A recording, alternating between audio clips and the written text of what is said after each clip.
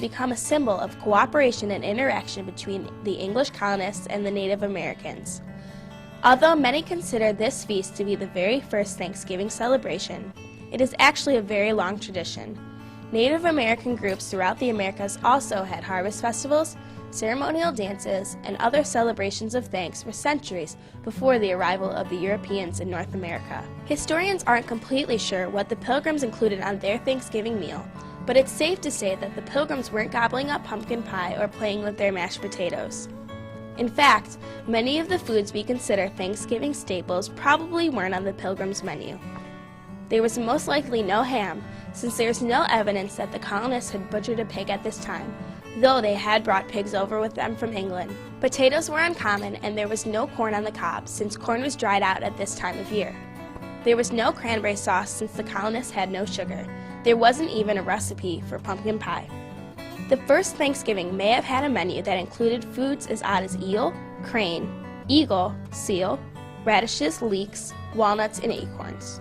The most detailed description of the first Thanksgiving comes from Edward Lindsay from a Journal of the Pilgrims at Plymouth in 1621, which states that they definitely had some kind of wild fowl and had venison. More than 200 years after the first Thanksgiving, President Abraham Lincoln declared the final Thursday in November as the National Day of Thanksgiving. Congress finally made Thanksgiving Day an official national holiday in 1941. The National Turkey Federation estimated that 46 million turkeys, one-fifth of the annual total of 235 million consumed in the United States, were eaten at Thanksgiving, and nearly 88% of Americans said they eat turkey at Thanksgiving. The largest pumpkin pie ever baked weighed 2,020 pounds and measured just over 12 feet long. Another Thanksgiving staple is the Macy's Thanksgiving Day Parade, which was originally known as the Macy's Christmas Parade to signify the launch of the Christmas shopping season. The first Macy's Thanksgiving Day Parade took place in New York City in 1924. Some 3 million people attend the annual parade, and another 44 million watch it on television. Tony Sarge, a children's book illustrator and puppeteer, designed the first giant hot air balloons for the Macy's Thanksgiving Day Parade in 1927. Another Thanksgiving tradition that began right here in Michigan is the Lions Thanksgiving football game.